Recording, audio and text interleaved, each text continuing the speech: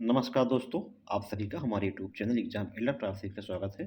इस वीडियो में हम उत्तर प्रदेश लोक सेवा आयोग द्वारा आयोजित अपर निजी सचिव एपीएस 2023 रिजल्ट अपडेट के बारे में बात करेंगे और इसमें इसे भी बात करेंगे किस मानक पर रिजल्ट आ सकता है और वर्तमान में सचिवालय के कितने पद एपीएस के रिक्त हैं और टोटल कितने पद हैं और हर जगह वायरल भी हो रहा है कि एपीएस में भर्ती आने वाली है।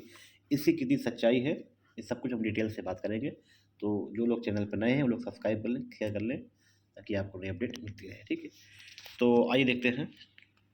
तो जैसा कि देखा होगा आपने, कल ही मैंने सचिवालय में कल गया हुआ था, कुछ काम भी था तो और बाकी भी अपडेट भी लिया था जो कई लोग मित्र लोग हैं कि क्या चल रहा है कैसे। तो ये मेरा टेलीग्राम चैनल है, जो लोग इस पर नहीं हैं वो लोग ज्वाइन कर लेंगे। तो सबसे पहले अपडेट इसमें ही दी जाती है।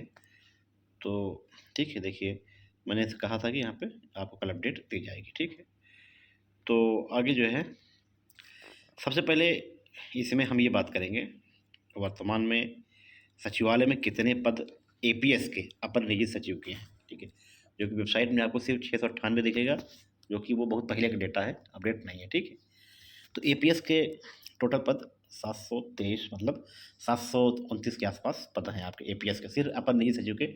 PS1, PS2, PS3, और प्रधान सचिव उसको छोड़ के सिर्फ सिर्फ पीएस के सॉरी सिर्फ और सिर्फ एपीएस के 729 के पद आसपास हैं, एक दो पद ऊपर नीचे। तो जिसमें से एपीएस 2010 के 250 पद आप निकाल दीजिए, 250 या 252 के आसपास विज्ञापन आया था, जिसमें से लगभग 225 लोगों ने ज्वाइन किया था। उसके बाद फिर दोबारा कुछ कुछ हुई थी तो लगभग 20 लोग फिर ज्वाइन किए थे और 2-3 लोग छोड़ दिए थे।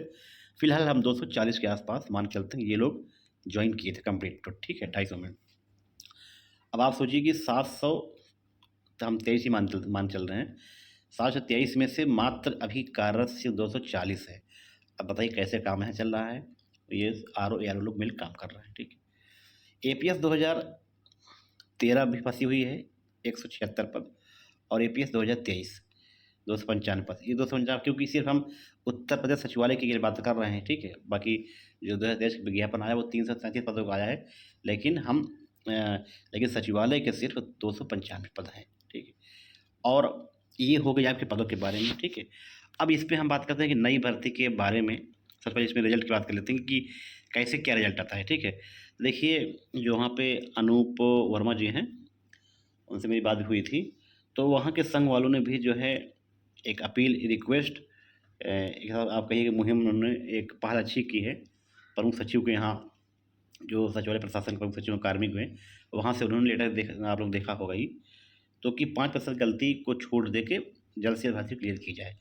अब इसको शासन या आयोग इस पर क्या विचार करता है, इस पर निर्णय जल्द ही होने वाला है। कहने मतलब कि 10 दिन 15 दिन अधिकतम 1 महीने के अंदर आसपास जो कुछ भी होना क्लियर हो जाएगा। ठीक है, जो भी मुझे अपडेट मिली है वो ये मिली है कि रिजल्ट 0 पे आएगा कि 5% गलती पे आएगा।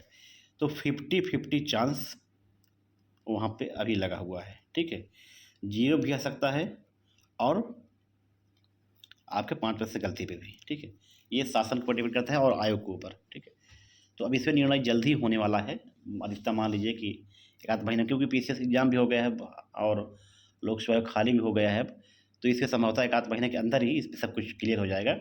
और जहाँ अगर और रही बात इस पर एपीएस नई भर्ती के बारे में, आपने सुना होगा कि एपीएस 2026 भी हर जगह, हाँ, कि 400 पद आने वाले हैं एपीएस के। तो देखिए ऐसा अभी कुछ नहीं है जब तक रिजल्ट नहीं आ जाता है।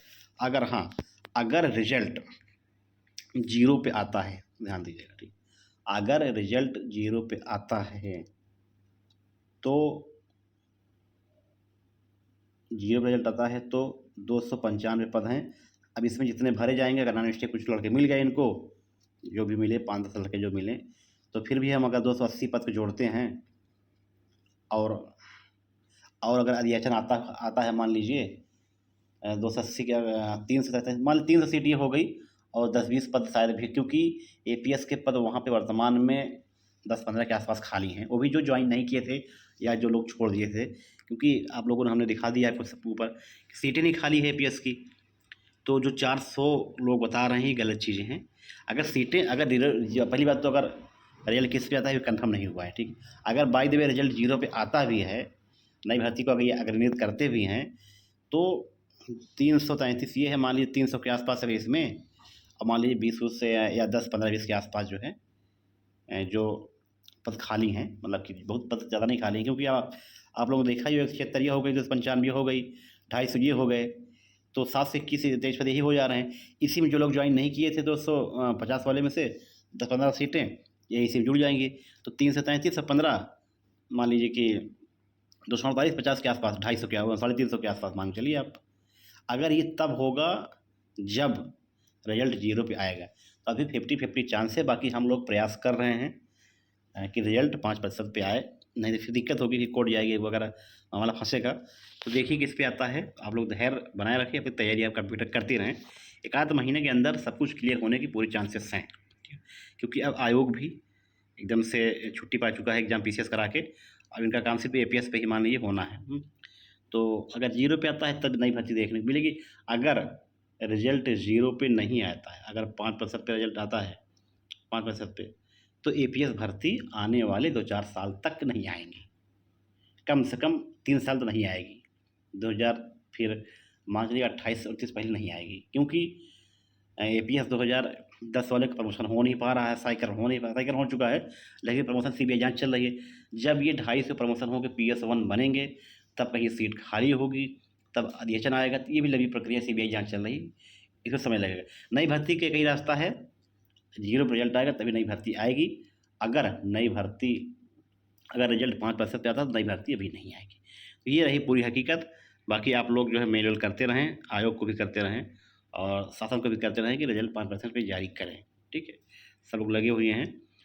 तो बस यही अपडेट थी, ये मान चलिए जैसा भी होगा कुछ अपडेट मिलेगी तो आपको बता दिया जाएगा। वर्तमान कितने पद सब कुछ बता दिया गया है, तो बस इतने